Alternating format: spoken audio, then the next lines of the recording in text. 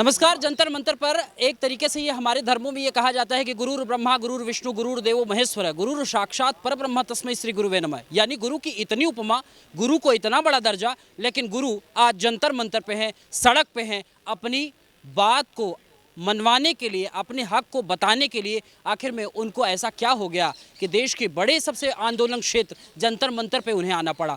जुड़ते हैं, जानने की कोशिश करते हैं। सर, स्वागत है आपका। मैं गोविंद प्रसाद अदरिया, उप महासचिव अखिल दिल्ली प्राथमिक शिक्षक संघ। पिछली सरकारों ने 2004 से शिक्षक संगठन को तोड़ने के लिए जीपीएफ और एनपीएस का एक फंडा डाला। जीपीएफ में जो पुरानी पेंशन स्कीम के तहत जो पुराने अध्यापक साथी, पुराने कर्मचारी थे, उनको जीपीएफ के अनुसार पेंशन मिलेगी, अर्थात पुरानी पेंशन, और एनपीएस वालों को नई पेंशन स्कीम में उसको डिवाइड कर दिया, ताकि शिक्षक संगठन हो चाहे कर्मचारी संगठन, उनको किसी तरह से दो भागों में डिवाइड कर दें। एक अध्यादेश और एक आदेश के तहत हमारे शिक्षक साथियों के या कर्मचारी संगठन को दो भागों में डिवाइड कर दिया। आज मांग ये है कि जो हमारे नए शिक्षक साथी हैं, जब रिटायर हो रहे हैं, 50,000, 60,000, 80,000, 1 लाख की तनख्वाह से रिटायर हो रहे हैं, उनको पेंशन के रूप में 1,800, 1,500, 2,000, 4,000 रुपये से ऊपर कहीं नहीं मिलनी किस्ती है। हम मांग करते हैं कि बुढ़ापे का सहारा पेंशन होती है, और जब विधायक, पार्षद और सांसदों को 2-2, 4-4, 5-5 पेंशन दी जा सकती हैं, तो शिक्षकों को अपने बुढ़ापे के सहारे से वंचित ना किया जाए, इनको पुनः बहाल किया जाए। जैसे पिछले अभी 2-3 महीने में अभी घोषणा ही हुई है, उनको अनुपालन नहीं किया गया। राजस्थान सरकार ने, छत्तीसगढ़ सरकार ने और झारखंड सरकार ने अभी अपने विधेयक द्वारा, अपने विधानसभा द्वारा पारित किया है कि हम आपको पुरानी पेंशन देंगे। अब उसमें क्या व्यवधान पैदा होगा, क्या देंगे, कि वोट बैंक की राजनीति के हिसाब से केवल घोषणा की गई हैं। अगर तत्कालीन प्रधानमंत्री अगर लोकसभा के माध्यम से उस विधेयक को, अगर चूंकि वो लोकसभा के माध्यम से ही वो नई पेंशन नीति तो लाए हैं, उसमें खामियां क्या है? नई पेंशन स्कीम के तहत हमारे साथियों को अपने जीविकोपार्जन के लिए 1 रुपये भी नहीं मिल रहा है। हमारे साथियों को ये स्थिति है, जो 60,000 की पेंशन तनख्वाह लेकर रिटायर होगा, उसको 400 रुपये, 1,500 रुपये, 500 रुपये, 2,000 रुपये, 1,800 रुपये इस तरह मिलेगा। उस 1,800 रुपये में पूछें कि क्या किसी बुढ़ापे में अगर किसी को ज़रूरत पड़ जाए कि गोली लेने की ज़रूरत पड़ जाए, मेडिकल पे जाएगा तो 2,000 रुपये की केवल मेडिकल आएगा, तो उस 1 महीने का अपने जीविकोपार्जन कैसे करेगा? बहुत सारे लोगों के परिवार के बच्चे कामयाब हो जाते हैं, वो अपने माँ बाप का सहारा बनती हैं। बहुत सारे परिवार के लोग उनको धक्का मार कर निकाल देते हैं कि तुम बुढ़ापे में, एक पेंशन हम लोगों का एक सहारा है, और वो भी अगर हमारे हाथ में नहीं तो हम लोग क्या करेंगे? अच्छा, चुनाव है, एमसीडी का भी चुनाव है, उधर गुजरात में चुनाव है, हिमाचल का तो अभी हो गया है, तो क्या इसका कुछ असर पड़ेगा क्या? सरकार पर असर पड़ने की स्थिति ये है कि अगर ऐसी स्थिति रही और सरकार ने नहीं माना, तो राज्य सरकारों पर कितना असर पड़े या ना पड़े हैं, केंद्र सरकार को 2024 में मजबूर हो जाना पड़ेगा। अगर नई पेंशन स्कीम लागू नहीं करते हैं तो 100% कर्मचारी विरोध में उनके मतदान करेंगे, और उससे उनको मजबूर होकर के हमारी बात को मानने पर बाध्य होना पड़ेगा। ये तो कहते हैं सबका साथ सबका विकास, क्या आप ये मानते हैं इस बात? देखिए, सबका साथ सबका विकास पे कुछ अपेक्षाएं थीं, लेकिन जो अपेक्षाएं कर्मचारी की थीं उस पर मोदी जी खड़े नहीं उतर पाए। हर जगह प्राइवेटाइजेशन। दिल्ली जैसे राज्य का शिक्षक अगर वेतन की विसंगति हो, वेतन को लेकर के रोता हो, 6-6 महीने दिल्ली जैसे केंद्र शासित प्रदेश में तनख्वाह न मिल रही हो, तो राज्य के, देश के अन्य राज्यों की शिक्षकों से हम क्या अपेक्षा कर सकते हैं? मैडम, अभी एक पीछे से आवाज़ आ रही है कि आवाज़ तो हम एक हैं, क्या कई संस्थाएं साथ में हैं क्या? देखिए, टीचर्स की जहाँ तक बात है तो हम यहाँ पे सारे टीचर्स यूनियन जो है, सारे टीचर्स जो हैं वो यहाँ पे इकट्ठे हुए हैं। ये जैसे अभी आप पूछ रहे थे कि नई पेंशन स्कीम में और पुरानी पेंशन स्कीम में क्या डिफरेंस है, सबसे बड़ा डिफरेंस तो यही है कि जो ओल्ड पेंशन स्कीम है उसमें टीचर्स का एक जीपीएफ डिडक्ट होता था, उससे उनकी पेंशन का कोई लेना देना नहीं था। जो उनका पैसा कटा है वो उन्हें रिटायरमेंट के टाइम पर मिल जाएगा, और उनकी पेंशन जितनी बननी है उतनी बनेगी ही, यानी उन्हें पेंशन लेने के लिए अपनी तनख्वाह से कोई पैसा कटवाना नहीं पड़ता था। नई पेंशन स्कीम में हमारा सीपीएफ डिडक्ट होता है, और वो सीपीएफ डिडक्ट होने के बावजूद भी हमारी पेंशन जो है वो उसी पे डिपेंडेंट है। और शेयर मार्केट या जो और म्यूचुअल फंड्स हैं जहां डिपार्टमेंट ने हमारे पैसा इन्वेस्ट कर रखा है, जिसकी हमें पूरी इन्फॉर्मेशन भी नहीं है, हमारा पैसा कट रहा है। आज अगर मेरी सैलरी का 10% डिडक्ट हो रहा है तो मुझे उसकी कोई जानकारी नहीं है, वो पैसा कहाँ इन्वेस्ट है, कहाँ है, बढ़ रहा है, घट रहा है, उसी पर मेरी पेंशन जो है वो डिपेंडेंट है। तो मतलब पेंशन लेने के लिए मुझे अपनी तनख्वाह से कटवाना पड़ रहा है, तब मुझे पेंशन मिलेगी। जबकि पुरानी पेंशन स्कीम में ऐसा नहीं था। आप अपना पैसे कटवा रहे हैं, नहीं कटवा रहे हैं, आपको एक अपनी बिल्कुल अमाउंट जो है वो पेंशन में मिलेगी ही। और जहाँ तक आप बात कर रहे हैं सरकार की, इस जो अभी जो सरकार है उसके उस सरकारी कर्मचारियों से, एजुकेशन से, हेल्थ से उनका लेना देना ही नहीं है। धर्म के अलावा उनके पास कोई मुद्दा नहीं है। अदरवाइज ये बहुत बड़ा मुद्दा है। नई पेंशन स्कीम जो है, नई पेंशन स्कीम के हिसाब से अगर आज कोई टीचर 80,000 रुपये सैलरी ले रहा है और कल को वो रिटायर हो जाता है, उसकी 8,000 पेंशन की गारंटी नहीं है। तो ये कितना बड़ा, ऊपर से हम लोग कैशलेस में नहीं है। अगर रिटायरमेंट के बाद मुझे कोई हेल्थ इश्यूज़ होते हैं, मेरे बच्चे मुझे रखने के लिए मना कर दें, कहाँ की डिपेंडेंसी है। मैंने उस डिपार्टमेंट को 30 से 40 साल दिए और आखिर में पेंशन जो है वो इतनी बड़ी लाठी आप ये लगाइए कि बुजुर्गों की पेंशन, जो गवर्नमेंट एम्प्लॉयज़ नहीं थे उनकी भी पेंशन इसीलिए शुरू की गई थी कि पेंशन जो है वो बहुत बड़ी लाठी है, ठीक है, वो इन लोगों ने ख़त्म कर दी है।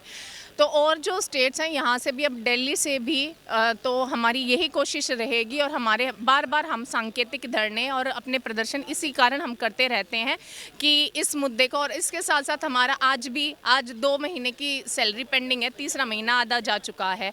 अब एक सैलरी इन्होंने रिलीज़ की है और भी बहुत सारी। अब सैलरी के लिए है, सैलरी तो बेसिक चीज़ है ना, काम किया है, हमारा अधिकार है अपने काम के अगेंस्ट वेतन मांगना, तो वेतन ही पेंडिंग है। उसके अलावा इतने एमएससीपी के एरियर, मेरा अगर आज की डेट में कुछ नहीं भी पेंडिंग है ना, तो भी डिपार्टमेंट पे इस टाइम पे 5 से 6 लाख रुपया पेंडिंग है मेरा।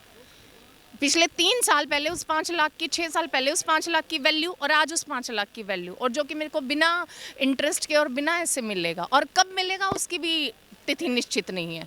सर अभी मोदी जी स्कूलों में जा रहे हैं, उत्तर प्रदेश के कई स्कूलों में जा रहे हैं, वहाँ की उपलब्धियों को बता रहे हैं। फिर आपको क्या लगता है कि दीपक तले अंधेरा वाला काम हो रहा है? बिल्कुल सर, ये दीपक तले अंधेरा ही है। जब राजधानी में शिक्षक भूखा है तो हम बाकी प्रदेशों की बात करना तो बेमानी होगी। आजकल स्कूलों में जो भी हो रहा है वो तो शिक्षक अपना कार्य कर ही रहा है। शिक्षक अपने कार्य से कभी भी ना पीछे था, ना है और ना रहेगा। लेकिन जो हमारी सरकारों से मंशा है वो कहीं ना कहीं सरकार की मंशा में कहीं ना कहीं खोट है, जो कि कई सालों से है। लेकिन अच्छी बात है कि कई सरकारों ने इसमें सुध ली है और उसमें केंद्र सरकार ने ना लेके राज्य सरकार ने ली है। और कहीं ना कहीं मुझे जहाँ पे केंद्र सरकार का पक्ष बहुत हावी नज़र आ रहा था, वो एक पलटता हुआ नज़र आ रहा है।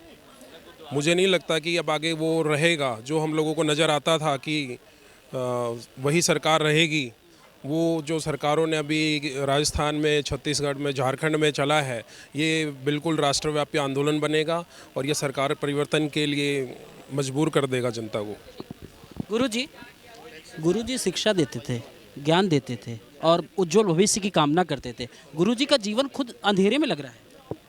लग तो रहा है, देख रहे हैं हम लोग भी तो इसी में परेशान हैं, ठगी पीड़ित में। लोगों का पैसा लगा, हमारा लगा है, कोई सुनवाई नहीं है। शिक्षक पेंशन को लेकर के, बदलाव को लेकर के यहाँ पे जिस तरीके से शिक्षक लोग यानी गुरुजी लोग जिस तरीके से बैठे थे, लेकिन इसमें एक और बड़ी उपलब्धि हमें सामने आकर के मिली। कहते हैं ना कि अगर आप मेहनत करो और मेहनत का फल अगर ठीक होता है तो मार्ग उसी हिसाब से आगे प्रशस्त होता है। तिवारी सर हैं, सर के स्कूल को जिस तरीके से अभी बातचीत में इन्होंने बताया कि विश्व में 3रा स्थान है, एमसीडी स्कूल है।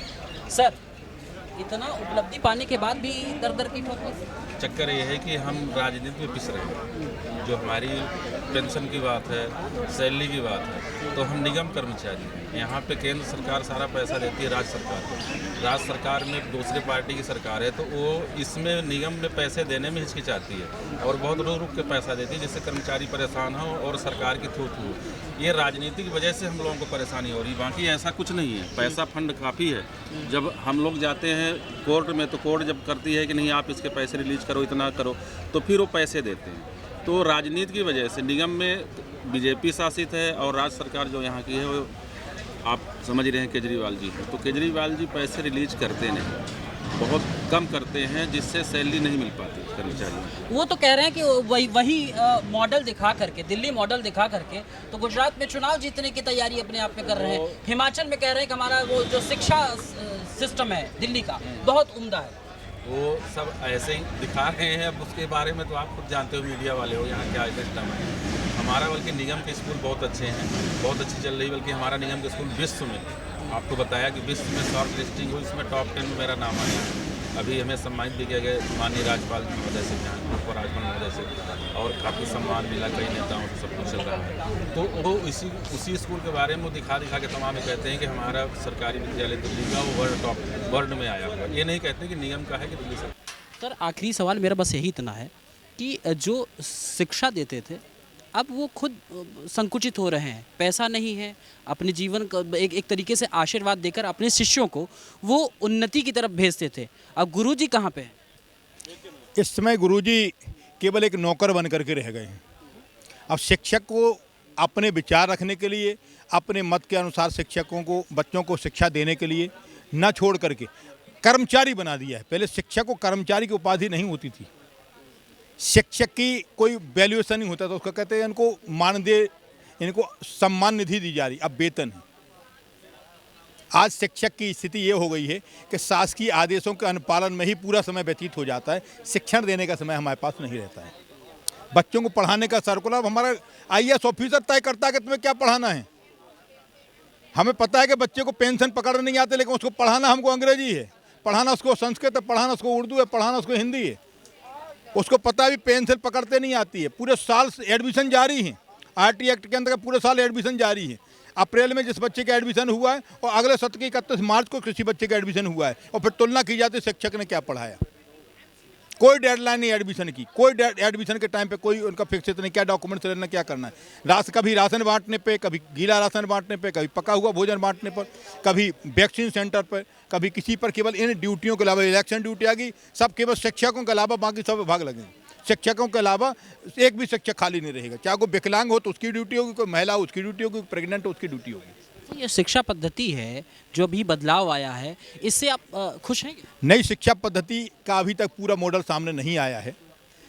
नई शिक्षा पद्धति तब सामने आएगी, हम दिल्ली जैसे राज्य में अभी बच्चों को बैठने की फटनियाँ उपलब्ध नहीं करा पाए हैं। पीने का पानी शुद्ध दिल्ली जैसे छोटे से राज्य में जिले के बराबर क्षेत्र है, 1000-2000 विद्यालय हैं। ऐसे ऐसे राज्य उत्तर प्रदेश जहाँ 5-5 लाख 10-10 लाख स्कूल हैं, यहाँ 2000 स्कूलों में हम दिल्ली सरकार हो चाहे केंद्र सरकार हो चाहे दिल्ली नगर निगम हो, पीने का पानी अपने विद्यालयों में अपने तरफ से, अपने विधेयक द्वारा अपने तरफ से उपलब्ध नहीं करा पाए। अभी दिल्ली नगर निगम के 50% स्कूलों में दिल्ली जल बोर्ड का पानी का कनेक्शन नहीं है।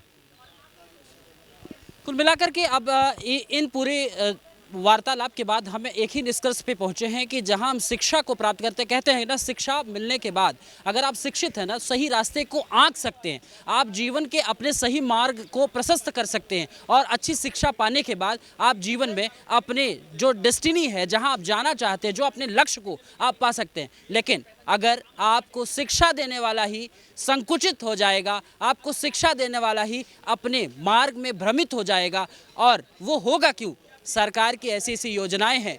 अगर आर्थिक तंगी से अगर जूझेगा शिक्षक, तो कहाँ से वो आपको विकसित समाज दे पाएगा, विकसित विचार दे पाएगा। और कुल मिलाकर के अब ये समझ लीजिए, अगर राजधानी दिल्ली का अगर ये हाल है, तो देश के अलग अलग, जहाँ कहा जाता है ना भारत गांवों में बसता है, तो उस गांव का क्या हाल होगा, तो इससे आप अनुमान लगा सकते हैं। कैमरा सहयोगी सोमनाथ सिंह के साथ Ashish Tiwari, the Front News, Jantar Mantar, New Delhi. The Front News. Please subscribe and press the bell icon.